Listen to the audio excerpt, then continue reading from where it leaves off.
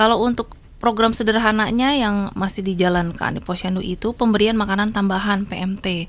Jadi setiap yang datang diukur, ditimbang, mereka itu mengadakan, kan ibu-ibu Posyandu itu seneng ya untuk terlibat ngerjain ini itu, bikin ini itu. Contohnya pemberian bubur kacang hijau, pemberian biskuit untuk balita sehat, itu diberikan secara gratis, tergantung Posyandunya, minimal sebulan sekali di area RT atau RW tersebut. Atau kalau misalnya nggak sempat ke Posyandu, bisanya datang ke fasilitas kesehatan. Memang nggak semuanya menyediakan seperti itu juga, tapi diberikan juga jenis-jenis makanan tambahan atau snack tertentu yang sudah dipelajari kandungan gizinya, mengandung tinggi kalsium, mengandung vitamin juga, mineral, dan juga karbohidrat yang kompleks juga.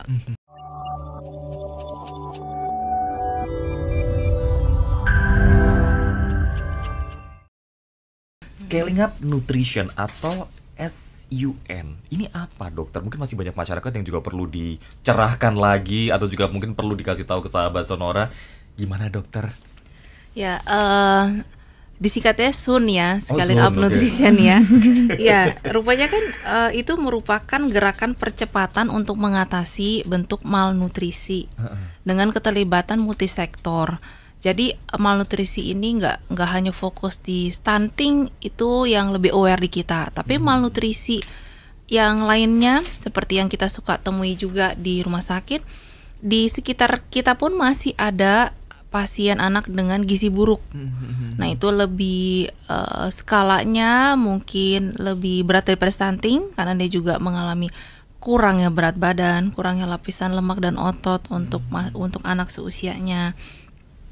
Jadi gerakan ini kerjasama antara pemerintah, organisasi masyarakat sipil, dunia usaha dengan mitra lainnya yang terafiliasi, supaya nggak cuma jadi PR pemerintah sendiri aja, supaya bisa lebih menjangkau masyarakat sampai ke pelosok-pelosok untuk mengatasi malnutrisi secara general.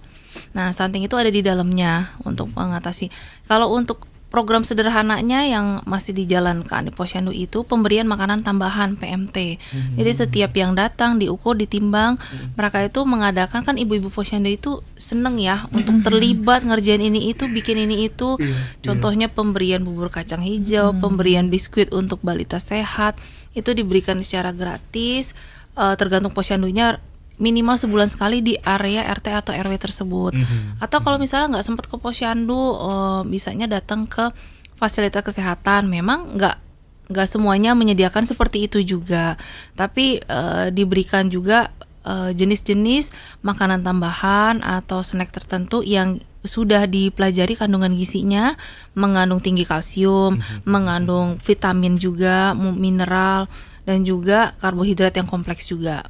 Seperti itu tergabung dalam gerakan itu. Mungkin kalau di kita nggak benar-benar kita ngelihat baliho atau reklame tulisannya Scaling Up Nutrition, nggak juga, tapi itu realisasinya tuh berada di organisasi-organisasi sekitar kita.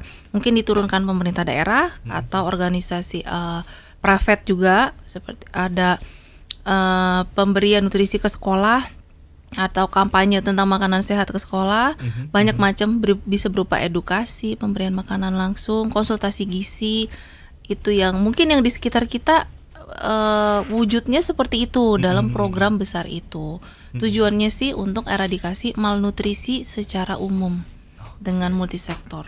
Membicarakan soal nutrisi, mungkin masyarakat juga oke deh kalau udah disediakan sama Posyandu, udah konsultasi sama dokter, aman, mereka tahu ke arah mana si anaknya akan diberikan nutrisi seperti apa. Mungkin di dokter sendiri juga bisa diberikan contoh yang lebih detail lagi gitu ya, soal entah makanan atau minuman yang mungkin bisa dihindari oleh para moms dan juga para dad gitu ya, bapak-bapak, ibu-ibu, untuk mencegah stunting pada anak.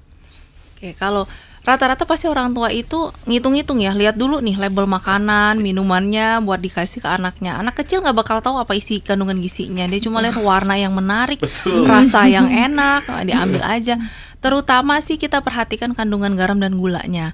Walaupun labelnya low sugar atau low salt dalam minuman, terutama kita aware di minuman. Karena minuman itu jauh lebih banyak berkembangnya daripada produk makanan di sekitar kita. Apalagi labelnya itu buat anak-anak. dengan kemasan yang menarik, dengan gambar pororo gitu kan, anak pasti minta. Dan Sengaja minat kok orang tua pikir ini minuman anak nih gitu. Hati-hati juga dengan susu kemasan. Kita tahu semuanya kalau aslinya kalau untuk susu kemasan misalnya dari susu hewani ada sapi ada kambing. Kalau susu fresh milk dari sapi, setahu saya sapi itu mengeluarkan susu warnanya putih ya. Nggak ada dia mengeluarkan rasa lain dari sapi. Jadi kalau ada rasa lain, mungkin itu ada tambahan yang diberikan, nambahin flavor atau nambahin warna. Itu dipertimbangkan lagi.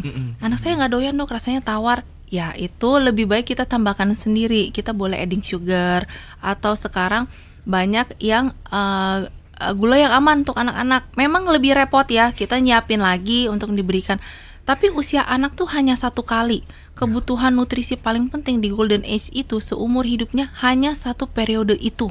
Kita berjuangnya tuh di 2-5 tahun pertama, atau dari bayinya kita karena kan masih sedikit-sedikit. Kalau masih bayi, kalau udah mulai besar dia pengen cemilan ini itu, kita aware-nya nggak cuma sekedar memberikan snack atau anaknya anteng makan, tapi kita memang aware kandungan gizinya karena periode mereka hanya 1 kali terjadi. Nggak ada salahnya kita cari tahu produknya apa. Terutama itu sih, yang hati-hati di garam dan gulanya, dan juga hati-hati dengan kalau sekarang mungkin moms itu taunya ultra processed food. Ultra processed food gitu. Jadi misalnya kita nggak disebut merek di sini ya, sosis, nugget, gampang gitu kan, disiapkan gampang. Atau yang kalengan itu sekali aja ya. Kalau terpaksa banget, asal ada tambahan sayuran lainnya, ya udah buat dongkrak appetizer-nya boleh lah. Tapi itu nggak jadi andalan kita. Lebih baik ke alami, lebih ke bentuk aslinya. Ayam ya ayam, mendingan telur daripada yang UFP itu tadi, UPF itu tadi, atau yang lebih ke kembali ke aslinya. Nggak usah terlalu susah-susah mikirin harus seperti apa. Ayam, telur, tahu, tempe, sesekali daging sapi dan ikan. Jangan lupa ikan. Itu maminya nggak bisa masak, gimana?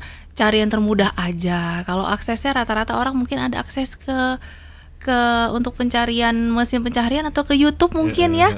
Banyak juga yang share-share yang cara mengolah masakan dengan mudah tanpa harus menyiksa seperti itu. Itu saya rasa masih cukup banyak jalannya seperti itu untuk menyediakan nutrisi yang cukup untuk anak-anak. Anak-anak kan makannya nggak banyak jumlahnya.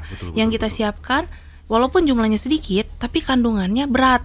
Itu lebih penting daripada tuh anak makannya banyak, tapi hanya karbohidrat gitu. Udah pakai nasi lagi. Iya, mendingan jumlah sedikit tapi kandungannya cukup.